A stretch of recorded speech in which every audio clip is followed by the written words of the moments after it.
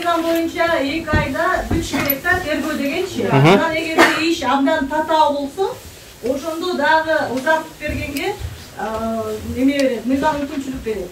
Анан иш татаал болгондон кийин андайдыр бир аракеттер жүрүш керек эле, амалдар жүрүш керек эле да. Анан бул жерде баарыбызды бир эле жолу чакырды. Чакырганда дагы эч кандай очный ставка болгон жок, эч кандай далил көрсөткөн жок. Мен келгенде айттым, мына күнөөңүздү мойнуңузга албайсызбы деди. Мен бар болгону айттым, мага бир эле далил көрсөтүптүрчү, мен алайын дедим да. Бир эле далил. Ошо бир дагы далили, бир дагы фактысы жок. Ол ошо менен сурак бүттү. Эч кандай амал жүргөн жок.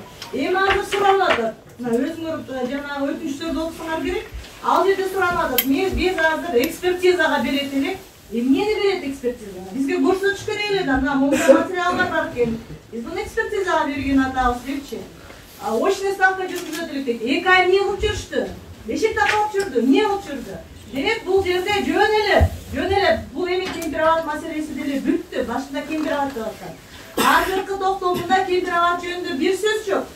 Бирок ордо деп атат да, мына буга чейин массалык башкармалык деп атса, азыр болсо булар күч менен конституциялык түзүлүштү өзгөртөбүз деген, күч менен бийликти басалабыз деген деп ошондой немелерди айыптарды жазып атат. Бирок дагы байкагыла, баягыда да мен айткам.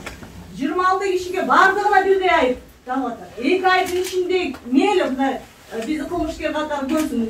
Бир топ болсок, топту ар бир адам ар кандай ролду аткарат да. 2 айдын ичинде ошонун баарын жазыш керек эле. Мына баланча каржылады, баланча уюштурду, баланча аткарды депчи. Эч нерсе жок. Бардыгыбыздыкы бирдей. Дагы деле. Бардыгыбыздыкы бирдей. Демек бул жерде азыр эми жөн эле мындай кандайдыр бир, эгер буга чейин булар мамлекеттик кызыкчылык менен, булар кемпирабад боюнча элдин оюн башка жакка буруп атат, анан элди бузуп атат деген мамлекеттик кызыкчылык менен бизди кармаган болсо, азыркы күндө ал мамлекеттик кызыкчылыкта эч кандай неме жок, намыс жок. Ал жердечи болду, кемпирабадды өткөрүп беришти, түбөлүк өткөрүп беришти да. Азыр бул жерде жеке кекчилдик, жеке өч алуу, анан күчүн көрсөтүү. Мен силерге көрсөтөм деген мааниде кетип атат да. Ошондой эле мааниде Клариде. Анан өткөндө өзүңөр көрдүңөр, установканы берип койду тергөө органдарына, ишти тергейсиңер, сотко жеткиресиңер. Анан мен райым кылам буларды деп койду да. Мына ошол установка азыркы күнгө чейин иштеп атат. Президенттер башынан ошентип тергөө органдары менен сотторго ошентип установка берип коет. Анан булар өзүңөр эми дагы канча жүрөт, тергөө дагы канча болот, аны Кудай билет. Анткени эч нерсе жок. Токуш керек.